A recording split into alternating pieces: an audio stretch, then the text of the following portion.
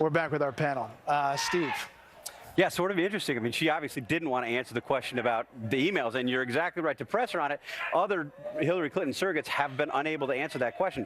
Very easy if they want to clear up any misunderstanding about what's in the emails. If there is a misunderstanding, put them out. Put out the emails, put out the speech transcripts, let everybody know what happened. For a campaign that talks incessantly about being the most transparent campaign in history, which is a laugh line for people who are paying attention, they sure aren't making good on their promises. Guy? Yeah, notice how you ask repeatedly, will she put out the transcripts? Someone has them in her camp. She, in fact, requested them as a prerequisite to show up and give the speeches to these. Well, that's why they're in the emails, because they were going to scrub the policy in the speeches to go through their people. So why won't you put them out, you ask? And she says, well, Donald Trump's taxes. That's the type of evasion that we're seeing from both sides in this campaign that drives people absolutely crazy. Now, I suspect that they're not saying one way or the other because they know that these transcripts are accurate. And if I'm Donald Trump tonight, there are two phrases that I'm hammering on repeatedly: open borders and open trade.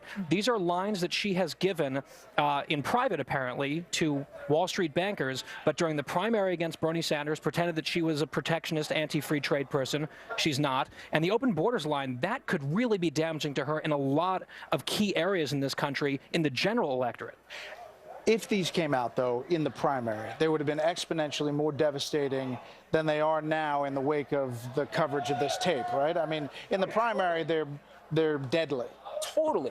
Considering Bernie Sanders was hammering her on a lot of these issues from a populist point of view.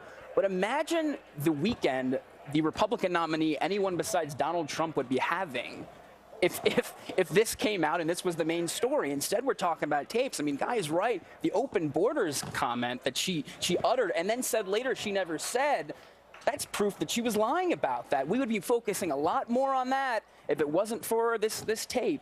Monica, there's substance in here. There's a lot. But, you know, to Donna's point about Russia, it is also concerning that the U.S. intelligence community, whether you believe all of that or not, has pinpointed Russia as being behind all of this. Well, that's right. And I think a lot of Americans are concerned about our government's cybersecurity and the fact Mrs. Clinton had a private, unsecured, non-government server while she was Secretary of State, deliberately endangering our nation's most sensitive national security secrets.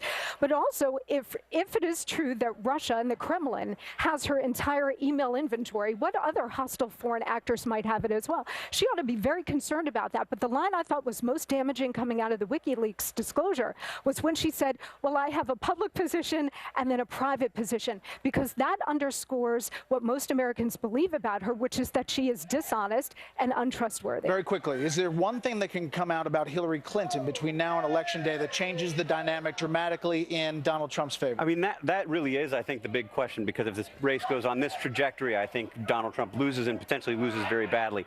It's not only a question of what could come out that would change the dynamic, how the media would cover what comes out that changes the dynamic. I mean, we've talked repeatedly about things that we have thought are big news stories that haven't been covered as such by the rest of the media.